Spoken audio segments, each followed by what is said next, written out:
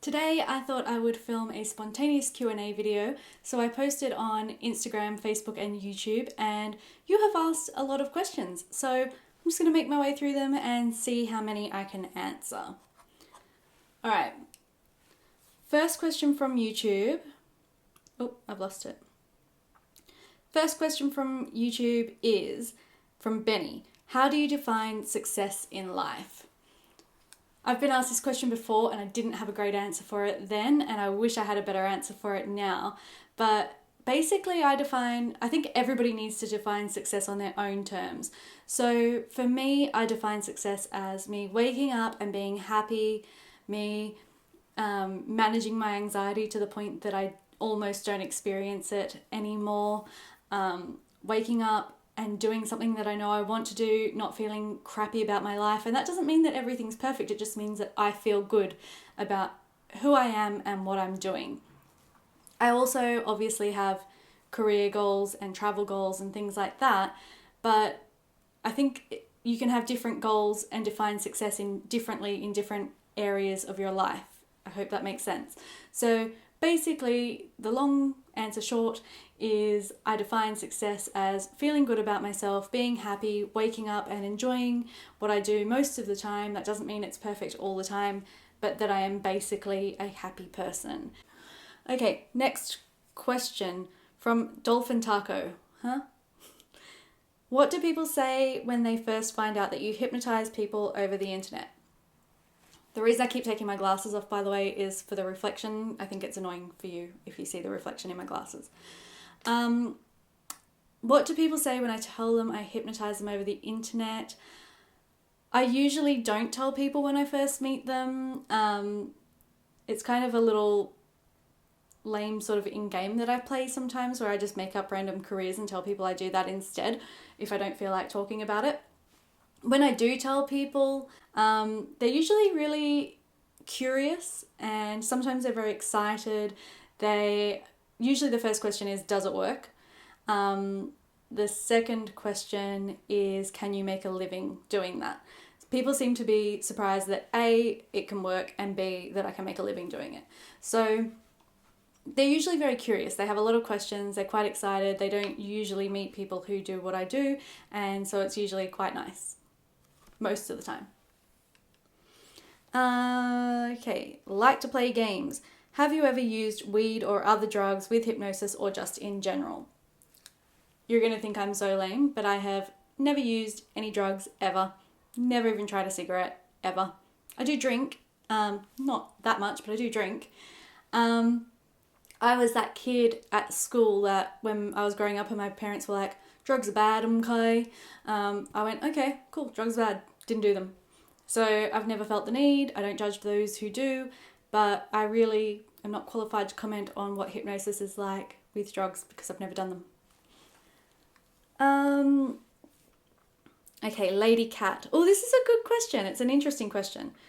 What advice do you have for somebody facing a crossroads in life? I will very soon be a university graduate and will have a lot of big decisions to make soon, and so any guidance would be appreciated. I don't know how qualified I am, but then I don't know how qualified anyone is to answer this question. First thing I would say is congratulations on your degree and graduating very soon. It's a very, very exciting time. The piece of advice I have comes from my experience with graduating, and that is, a lot of you will know that I did a double degree in teaching, and I got towards the end of my degree and realised I did not want to be a school teacher. And I freaked out because I'd spent 5 years at university becoming a teacher.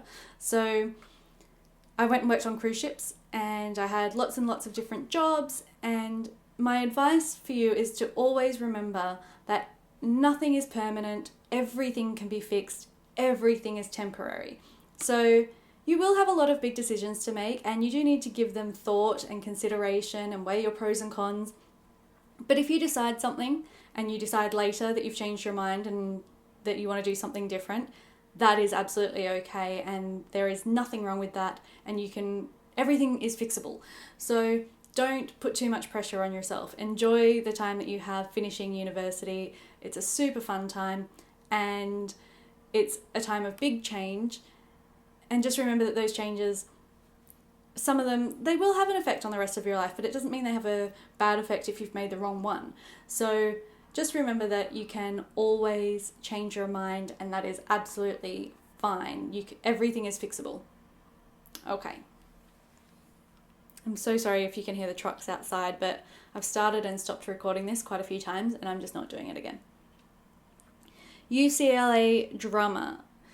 If you could pick one movie, one book, and one song that everyone in the world would see, read, and hear, what would you choose and why? That's a super hard question. That's probably one that I'll have a think about it and come back in the comments with a different answer. Off the top of my head, one of the books that made the biggest impact on me was called The Brain That Changes Itself. I'll link it below. The Brain That Changes Itself is about neuroplasticity, and for me it was just, apart from the fact that it's a really fascinating read, it just taught me that there's so much that we don't know about the brain and how it works and our potential.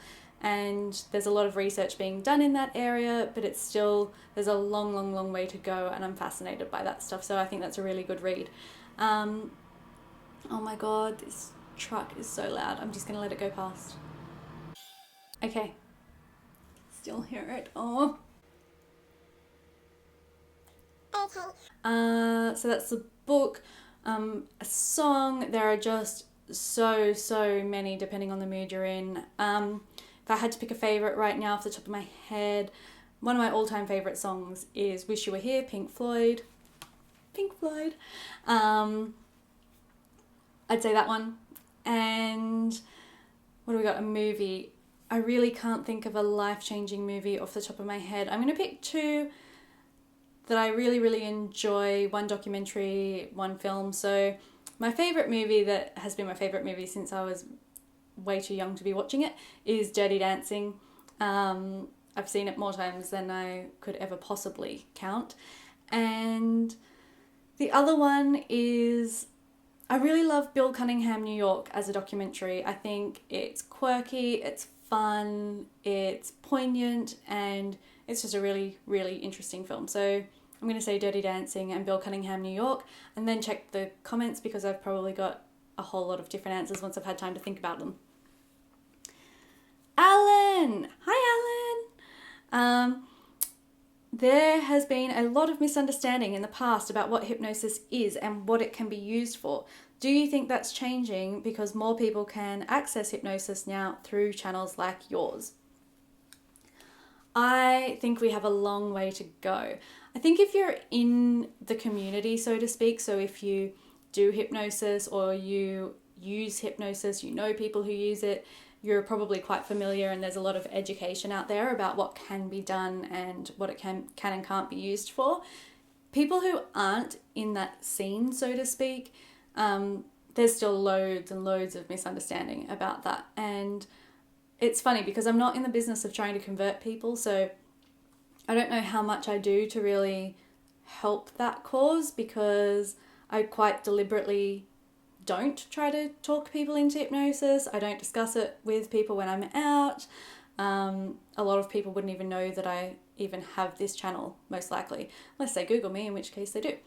And let's face it, we all Google each other. Stalkers. Paul. Hi, Paul. Paul and I are besties. Does hypnosis lose its effectiveness over time? This is only my personal experience. It's all anecdotal because obviously there are very few studies on this sort of thing, and it's something that is almost impossible to study anyway. In my experience, hypnosis gets more effective over time, not less effective over time. So like any skill, the more you practice it, the better you get at it. You become better at figuring out things that work for you and things that don't, techniques you like, techniques you don't like, voices and people that you respond to versus voices and people that you don't respond to. There are some world-renowned hypnotherapists who couldn't hypnotize me no matter what because I just don't respond to them, or I don't like them, or I'm uncomfortable with what they do, and so it just wouldn't work. If you are experienced with hypnosis, you watch lots of videos, you see people in person, you have one-on-one sessions, you're going to figure out what you like and what works for you more, and it's going to become more effective. That's my opinion. I love it when the camera just stops filming out of nowhere. It's super fun. Said no one ever. I'm going to take a quick break. I think I might split these videos into a couple of videos because there are just so many wonderful questions and so many answers for me to give, and I don't want these videos to be 40 minutes long. So I'm going to stop it there. I'm going to keep answering questions and come back in another video. As always, I love hearing from you. If you have questions that you would like answered, please, please, please pop them in the comments below. Say hi, drop me a line, and I will see you in the next video. Mwah!